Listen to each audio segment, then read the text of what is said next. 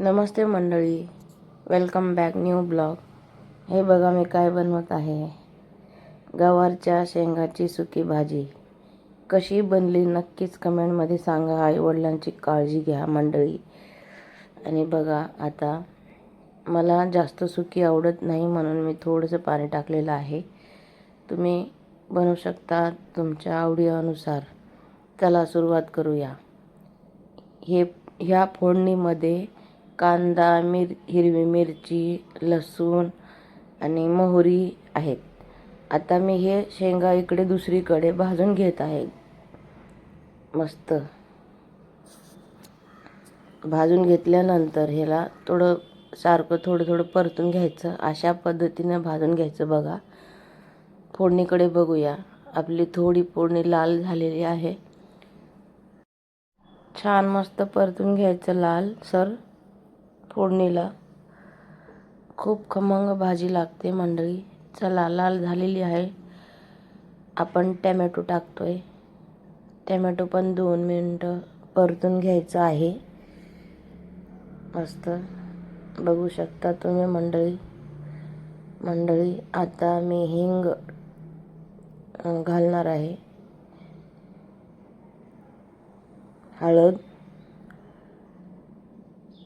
लाल तिखट, काश्मीरी लाल तिखट आहे तो. परतून घ्यायचं 2 मिनिटं. अशा पद्धतीने नक्कीच बनवून बघा मंडळी तुम्ही. पाणी थोडंसं टाकत आहे मी, कारण फोडणी जळू नये म्हणून. सगळ्यांची पद्धत वेगळी असते मंडळी. माझी पण वेगळीच आहे. 5 मिनिटं शिजून द्यायचं तेल सुटेपर्यंत. बघा तेल सुटलेलं आहे. टोमॅटो शिजलेले आहेत. मी कोथिंबीर पण आताच टाकत आहे. नंतर पण थोडी टाकणार आहे कोथिंबीर. थोडी आता टाकले. परतून घ्यायचं. थोडंसं अजून मी शिजून देणार आहे 5 मिनिटं. टोमॅटो अर्धे शिजलेले आहेत म्हणून. बघूया आता शिजले पूर्ण टमाटे. बघा कसे शिजलेले आहेत. बघू शकता. हे बघा छान झालेले आहे. आता गवारच्या शेंगा इकडे भाजत आहेत ना, ते ह्या फोडणीमध्ये घालूया.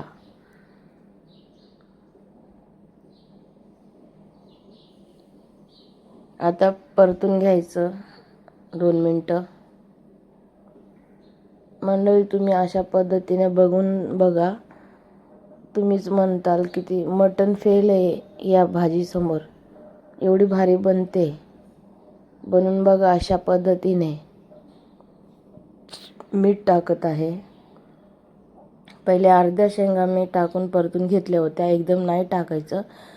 आणि आता जे राहिलेले शेंगा आहेत ते पण आता परतून घेत आहे मी.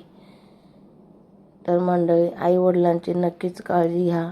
मी सारखं बोलत आहे, कारण त्यांनी आपल्याला लहानाचं मोठं केलेलं असतं खूप कष्टाने.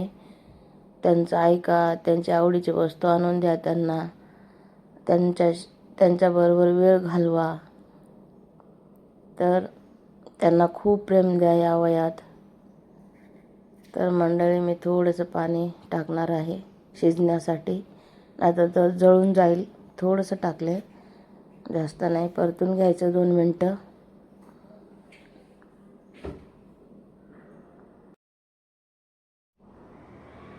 थोडंसं परतून झालं की झाकून 10 मिनिटं शिजून द्यायचं.